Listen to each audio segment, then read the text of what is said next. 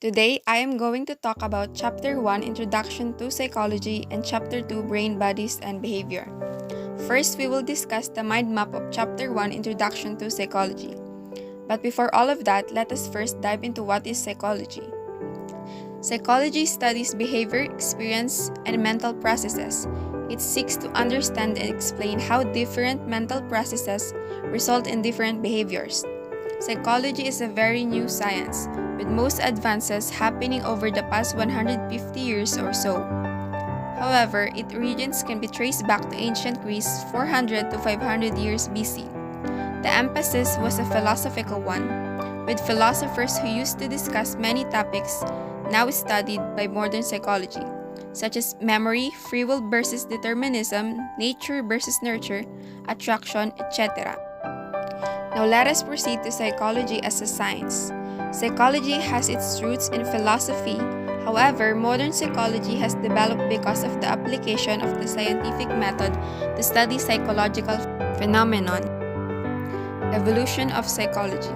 Psychology as a modern discipline which is influenced to a large extent by Western developments has a short history. It grew out of ancient philosophy concerned with questions of psychological significance. Early psychologists. The earliest psychologists that we know about are the Greek philosophers, Plato and Aristotle. These philosophers asked many of the same questions that today's psychologists ask. Plato argued on the nature side, believing that certain kinds of knowledge are innate or inborn, whereas Aristotle was more on the nurture side, believing that each child is born as an empty slate and that knowledge is temporarily acquired through learning and experience. Wilhelm Wundt. Wundt first established the very first experimental laboratory in Leipzig, Germany back in 1879. Wundt was interested in the study of conscious experience and wanted to analyze the constituents or the building blocks of the mind. Psychologists during Wundt's time analyzed the structure of the mind through introspection and therefore were called structuralists. William James, an American psychologist who had set up a psychological laboratory in Cambridge, Massachusetts soon after the setting up of the Leipzig laboratory. It developed what was called a functionalist approach to the study of the human mind. William James believed that instead of focusing on the structure of the mind, psychology should instead study what the mind does and how behavior functions in making people deal with their environment. John Watson. Another reaction to structuralism came in the form of behaviorism. Around 1910, John Watson rejected the ideas of mind and consciousness as subject matter of psychology. For Watson, mind is not observable and introspection is subjective because it cannot be verified by another observer. According to him, scientific psychology must focus on what is observable and verifiable. He defined psychology as a study of behavior or responses which can be measured and studied objectively. Last on this list is Sigmund Freud, who shook the world with his radical view of human nature. Freud viewed human behavior as a dynamic manifestation of unconscious desires and conflicts. He founded psychoanalysis as a system to understand and cure psychological disorders. Let us now proceed to the approaches or school of psychology. The approaches that psychologists have used to assess the issues that interest them have changed dramatically over the history of psychology. The first approach was structuralism, which is started by Wundt, a school of psychology whose goal was to identify the basic elements or structures of psychological experience. The second approach was functionalism, which is in contrast to Wundt. William James and other members of the school of functionalism aim to understand why animals and humans have developed the particular psychological aspects that they currently possess. Perhaps the school of psychology that is most familiar to the general public is the psychodynamic approach. It is the understanding of behavior which was championed by Sigmund Freud and his followers. Psychodynamic psychology is an approach to understanding human behavior that focuses on the role of unconscious thoughts, feelings, and memories. Although they differ in approach, both structuralism and functionalism were essentially studies of the mind. The psychologists associated with the school of behaviorism, on the other hand, were reacting in part to the difficulties encountered when they tried to use introspection to understand behavior. Behaviorism is a school of psychology that is based on the premise that it is not possible to objectively study the mind, and therefore psychologists should limit their attention to the study of behavior itself. The analogy between the brain and the computer, although by no means perfect, provided part of the impetus for a new school of psychology called cognitive psychology. Cognitive psychology is a field of psychology that studies mental processes, including perception, thinking, memory, and judgment. These actions correspond well to the processes that the computers perform. A final school which takes a higher level of analysis and which has had substantial impact on psychology can be broadly referred to as social-cultural approach.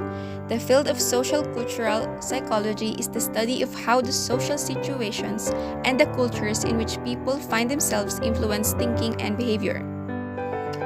And that's a wrap for Chapter 1 Introduction to Psychology. Let us now proceed to Chapter 2 Brain, Bodies, and Behavior, starting off with biopsychology. Most experts in the field of psychology and biology agree that the mind and the body are connected in more complex ways than we can even comprehend. Research constantly shows us that the way we think affects the way we behave, the way we feel, and the way our bodies respond. An interdisciplinary field that analyzes how the brain and neurotransmitters influence our behaviors, thoughts, and feelings is referred to as biopsychology. Nervous system. The nervous system, the electrical information highway of the body, is made up of nerves, bundles of interconnected neurons that fire in synchrony to carry message. The nervous system is divided into central and peripheral nervous system, and the two heavily interact with one another. The central nervous system, or CNS, is made up of the brain and spinal cord. It is the major controller of the body's function, charged with its own directives. The CNS interprets information coming in from the senses, formulates an appropriate reaction, and sends responses to the appropriate system to respond accordingly. If the central nervous system is the command center of the body, the peripheral nervous system represents the front line. The PNS links the CNS to the body's sense receptions, muscles, and glands. It also transmits information to and from the CNS. The nervous system is composed of more than 100 billion cells known as neurons. A neuron is a cell in the nervous system whose function is to receive and transmit information. Neurons are made up of three major parts: a cell body or soma, which contains the nucleus of the cell and keeps the cell alive; a branching tree-like fiber known as the dendrite, which collects information from the other cells and sends to the soma; and the long segmented fiber known as the axon, which transmits information away from the cell body toward other neurons or the muscles and glands. Brain. The brain controls all functions of the body and interprets information from the outside world and defines who we are as individuals and how we experience the world. The human brain includes two hemispheres connected by a bundle of nerve. The left hemisphere controls the movement of the right side of the body, while the right hemisphere directs the left side. The hemispheres specializes in distinct mental functions, different aspects of visual perception, for example, but most behaviors and abilities require activity in both halves of the brain. Last on the list is the endocrine system.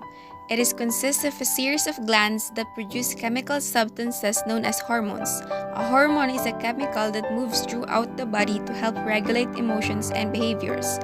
The endocrine system works together with the nervous system to influence many aspects of human behavior, including growth, reproduction, and metabolism.